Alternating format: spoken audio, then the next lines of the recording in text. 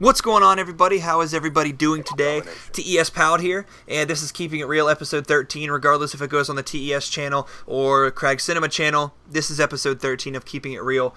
I've got my hot chocolate here, because 'tis the season for hot chocolate, and I am off of work, which means I can get some things done, and when I say get some things done, I mean sleep for 10 plus hours, and then get up feeling like shit until I make my hot chocolate, which is what I'm doing, so I'm feeling better now.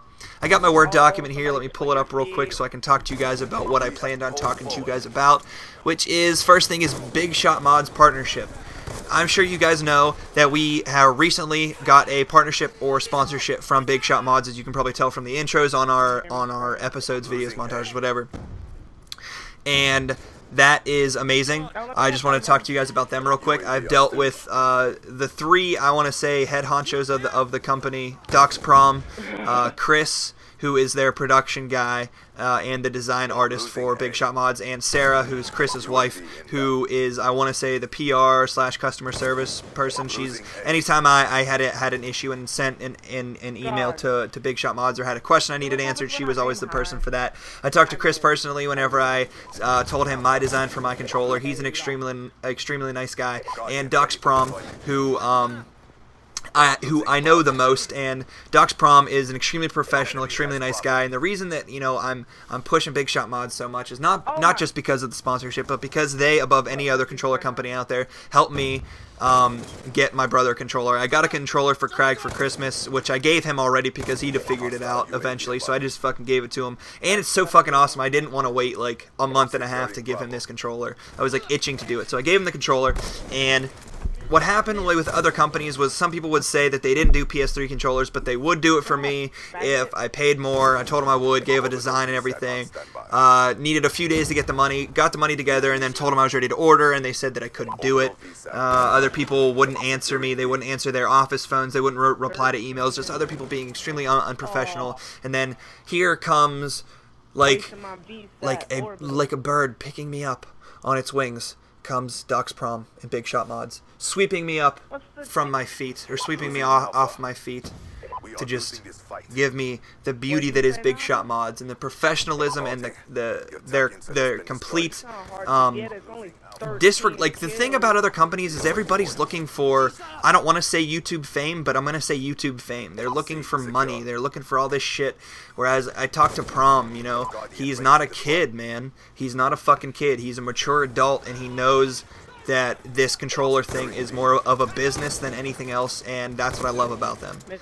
So I'm very, very, very excited about this Big Shot Mods partnership, and I have a controller coming soon, and I fucking cannot wait. I haven't been more excited for anything regarding my PlayStation 3 other than Call of Duty games to come out than I am for this fucking controller. I'm going to do an unboxing video so you guys will get to see it, and it's going to be fucking insanely awesome. So, big shout out to Big Shot Mods. Thanks a lot, Doc's Prom, for everything you've done. I look forward to our business transactions in the future. Next thing on my list, I want to talk about things that I like and don't like about Black Ops 2. And like I said, this is episode 13. In episode 12, which was on CragCinema, all I did was just fucking tear apart this game verbally. And that was before, I really got a feel for the game, before I got used to the maps, before I got used to the guns, before I got used to the gameplay itself. I overreacted, and I know Crag's going to watch this video and be like, I fucking told you so, because he did, man. He told me that I always overreact to Call of Duties. I don't think I did for Modern Warfare 2 and Modern Warfare 3, but just because those games were so fucking easy to get used to, whereas this game actually takes you time to get used to. It separates the good players from the bad players, the good snipers from the bad snipers, and that's one of the things that I like about it the most. It really does separate them, and that's something that I said back before the game came out that I really felt like this game was going to do, is to challenge the snipers, and it does. And that's one of the things I love about it. So I want to talk about the things that I don't like first, just to get those the fuck out of the way. There are some pretty intense score streaks, like the Warthog, and I don't know what the other thing is called. It's like a Reaper, but it shoots 150,000 times faster and pretty much just follows you. If it shoots at you, you're gonna fucking die. Those things are pretty insane. I don't want to complain about them too much. That's all I'm gonna say about that. Turrets and Guardians. I'm not pissed about the turret or Guardian itself and what they do. I think they're pretty cool, actually, minus the turret. I've always, I never really liked turrets. A turret's a turret, whatever. But the Guardians are pretty cool. The thing that I don't like about them is that you can't knife them. I understand the reason that they don't want you to knife them, because players have to earn those kill streaks. They have to play objectively or get kills to get those score streaks, and they don't want you to just run up to it and just knife it once and have it be gone. So I understand that, but the thing that sucks is like still make the knife work. Like, make me have to knife it 3, 4, maybe 5 times for it to go away, but I hate the fact that it makes you shoot it, because I don't have silencers on my shit. You know, half the time I don't even have a secondary, so if I really want to destroy this fucking thing, I gotta shoot it with my DSR and give away my position, and that sucks.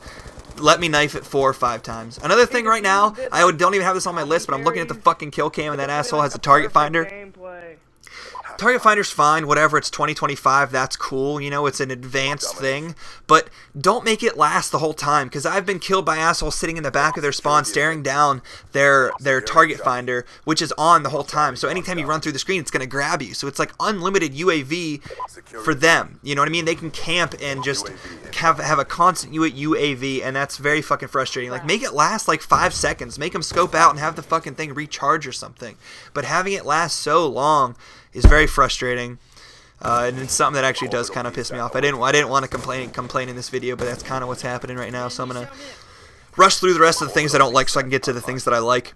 I hate the friends list shit. Something real quick about this. It jumps around so much. I'll go and I'll highlight some of that I actually do want to invite to my party, and it jumps to some fucking random kid that I don't know, that randomly added me, and then I don't want to be that asshole that once he joins and is excited to play with me, that I just kick him out. So I don't do that, so I end up playing with him anyways, and then sometimes that'll be the 6th fucking guy in my party. I'm not trying to play ground wars, the guy I initially wanted to invite, I can't invite anymore.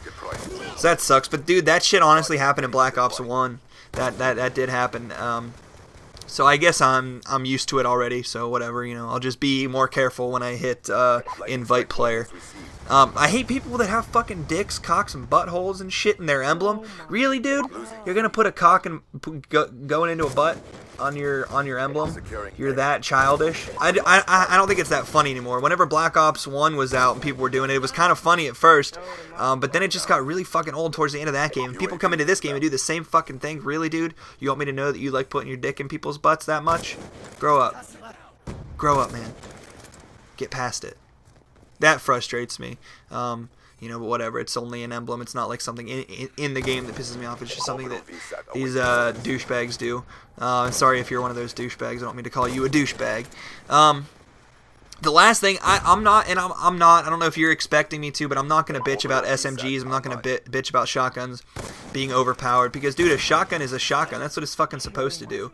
Yeah, and everybody bitches about them just getting dominated with shotguns. But I guarantee half the people, if not more than half the people that watch these videos that subscribe to TES go for clips, you know what I mean? They go for clips, for episodes and shit, and I guarantee you guys have a shotgun class where you go and try to get feeds, and you get hit markers a lot, and you get really fucking pissed off that you're getting hit markers.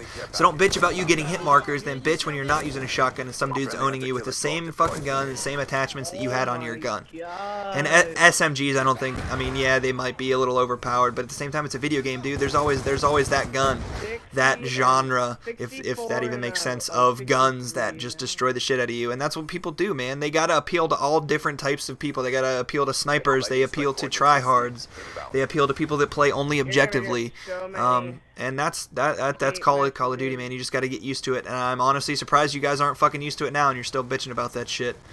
On to the things that I do like about the game. There's no noob tubes, man. No fucking noob tubes, and there's no last stand. Holy shit. When I say no noob tubes, I know there's a score streak of the War Machine, whatever. If somebody wants to be, I don't want to say a bitch, but if they want to use a noob tube that fucking bad that they got to play objectively and get kills so that they can use it, more fucking power to you, man. Go for it. But there's no attachment on your gun that's a noob tube. There's no last stand. There's so many great things about this game because of shitty fucking things that we've dealt with for as long as we can remember that aren't in this game. We need to stop complaining about all the small shit and just realize the amazing things about this game. Like, they're so simple, like no noob tubes and no last stand. There are score streaks in this game which make me play more objectively. I don't know if it's because of the score streak or because I like this game more than any other Call of Duty, but I play more objectively. I go for the flag, I go for captures, I go for hard points, I go for headquarters. I try to win the game, and that's fun for me because it's something new. It's something that I didn't do before, and it's something new that I honestly enjoy doing. something different than just going for clips, you know, playing for the win. The last thing that I want to talk about has nothing to do with Call of Duty at all. This is something that happened to me when I was at Quaker Steak and Lube for Wing Night. If you don't know what that is, it's just a wing place, and Wing Night is you pay one price, you get unlimited wings, different flavors, all kinds of awesome shit. So it's a very, very, very popular night of the week there. I was taking a piss in the bathroom, alright? This fucking redneck dude comes strolling into the bathroom looking to take a piss. And what I have on my Word document is, let me pull it up. It says, "Don't pull your dick out until you get to the urinal, asshole." And that's exactly what I'm going to talk about. Any of you. This motherfucker comes in, typical fat fucking beer-bellied redneck comes in, starts pulling his belt off as he comes to the bathroom. So this isn't a closed hallway to get to the bathroom. This motherfucker's pulling his belt out in the middle of the fucking restaurant, undoing the belt, unbuttoning his pants as he gets into the bathroom, sticks his hand in his fucking shit and starts pulling his shit out before he gets to the urinal. Are you fucking kidding me, dude? That is fucking disgusting. I don't want to see anybody's dick, let alone a fucking fat-ass redneck's dick. And that sounds weird because that means I'd rather see another dick. That's not the case. I don't want to see your dick at all. Keep it in your pants till you get to the urinal.